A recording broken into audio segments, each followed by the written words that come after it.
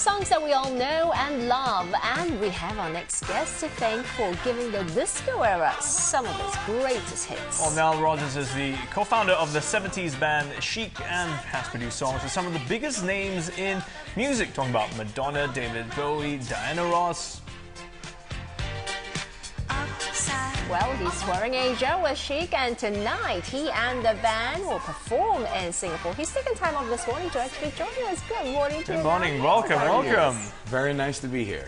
So I understand that your day, in a day, you only have 3 hours of sleep, and you just keep going and going and going. It's absolutely true. That's been the case since I was 5.5 years old.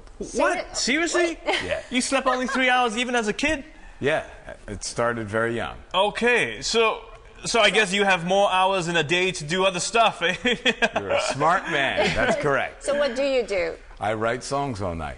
That's what you do. Yeah. That just keeps you going. Yeah, this year alone, I probably have written already, with this crazy touring schedule, I've probably written maybe 200 songs.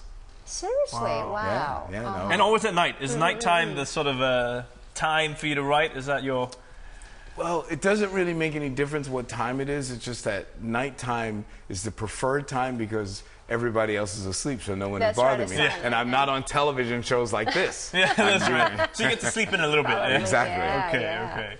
But when you're writing music, tell us about your creative process. You've had a lot of great hits out there, and you still keep making a lot now. Yeah. Has your creative process from the start, and now, has it evolved? What is it like? It's actually pretty much the same. I have a very big record this year, probably one of the biggest records in the world, Daft Punk, Get Lucky. And when we got into the studio, the funny thing was they said to me, "How did you make Chic records?" And I thought about it, and I thought, well, pretty much the same way I make records now. And I took take the song apart, play one little thing, and then add something onto it. Last night when I was flying into town, I'm not going to tell you the name of the song because somebody else could get the idea, but I was flying in on Singapore Air, and I was looking around the cabin, and I saw a couple of words, and I said, "That's a hit song." Ah. Really? Yeah. Oh, okay. You've got to tell us later. But I mean, the music of those years and now, one would say it's very different. I mean, the tunes, the grooves. I mean, but the lyrics, I guess. Are you saying? But not for me. You see, that's the interesting thing is if you look at a record like Get Lucky, which is some people say it's retro, but the truth of the matter is that I've always made what I call future music. So the time that I'm making the record, I'm trying to make music that's going to happen eventually because I don't know when a record company is going to release a record. So I just go in and work from my heart and work with the artist, and we just try and come up with the best stuff we can. So this Daft Punk Get Lucky, when did you exactly write it? And now it's 2 years ago. 2 years ago. And you knew that this is going to make it. I didn't know it was going to make it this big, but I knew it was going to be good.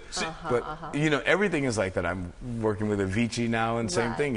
The stuff that we have out now, we wrote a long time ago, and the stuff that we're working on for his next record's gonna come out whenever it comes out. Yeah, so it takes a while to cook, or to bake rather. But I guess working with different artists, I mean, we mentioned David Bowie, Madonna, they're all very different characters as well. Won't they want a very different sound, different kind of vibe to it? But I humbly say that my music does sound different depending upon the artist that I'm with because I'm always working for them. I'm always working to serve the overall project, not to serve me, because I'm happy just sitting at home playing guitar.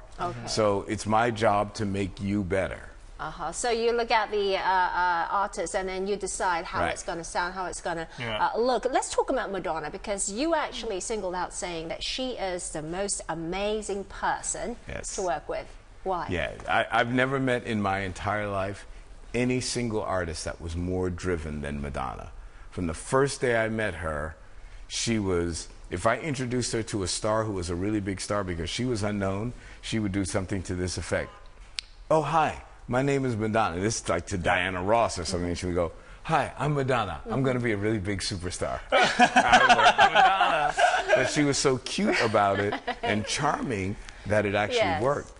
So, in our live show, we sort of incorporate some of the humor of that. Like Right. we'll do a Madonna song, we'll do like a Virgin, because when we do our live concert, it's basically my whole life in music. So Correct, you'll yeah. hear everything that I've done. So we could piece together all these different artists and Yeah. sort of see your life happening at different stages. With Exactly in the live concert tonight. Right. But having said that, you actually left the music scene, I believe it was during the early 90s, is that right? Yes, and then I you made did. a comeback. I mean, a lot of Yes. us are wondering, well, where did you go? Why did you go? Well, what happened was, the typical rock and roll story. I was drinking and doing drugs, and I just felt unsafe.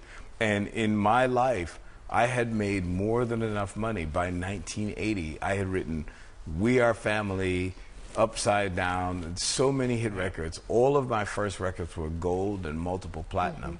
My song with my band Le Freak is the biggest selling single in the history of Atlantic Records. So by the time I was, 30 years old, I never had to work again. The music situation seemed too dangerous, and then I got a phone call from Michael Jackson, and he just kept calling me, and I kept saying, no, Michael. I've known Michael since we were children, and he kept calling me every day, and he begged me to come and play on his record History, and that's what brought me back into the music business. Slowly, I met Daft Punk right after my partner died, and we tried to get together, and then finally, 16 years later, here I am. Yeah, wow. So if I ask you to compare the industry then and now, what do you think is some of the biggest changes? I think the biggest change is file sharing, is the fact that we can download music. We don't have to go to a store. It's like a library. Libraries now are not obsolete, but they are for a certain type of mentality, because almost every book that I used to have to go to the library and get, I can now just download. Correct. So that changes. So you have the information, but the spiritual and artistic experience is different because you're not there with like-minded people. Okay, but what about the artists? I mean, do you think musicians today, a lot of them, we talk about how a lot of them are pre-packaged by record labels, and they're kind of just doing not their own thing, but record companies have always done that, by the way. It's just that you didn't know about it because, they never talked about it. But the truth is that there's always great artists. There's always people that will rise to the top. And there's always very commercial, put together stuff. I mean, like when you listen to, this is no disrespect, but when you listen to artists like One Direction, the records are really good. It's exciting. It's great to hear it. And there's nothing wrong with something that's manufactured or put together as long as it's done well. In America, we had the Monkees when I was a kid. They were manufactured. It was great. Well, all the great records, all of us music enthusiasts will keep it at home, but tonight we'll get to hear you belt it out on stage. And we're not manufactured. So what can the audience expect, very quickly? Pardon? What can the audience expect? What would you like to say? A really great time. Every one of our shows, over the last few years, I was stricken with cancer around 3 years ago. And at that moment, I said, I know that I have limited time on this planet, so I'm going to commit myself to making more music, doing more concerts, doing more records than ever before. And this year, we've been breaking records. We've been selling out huge concerts. This is our first time to Singapore, so we hope to make our presence felt, and we want to come back. Well, welcome to Singapore, and have a great show tonight. Thank you so much for coming in. Thank you, Nile, for joining us this morning. Now there, and of course, we wish him all the very best. Stay healthy, and best of luck for tonight's show as well. That's right. He's performing with his band Chic in Singapore tonight. We've got details on screen right now. It's at the Kallang Theatre, and you can get tickets from sistik.com.sg.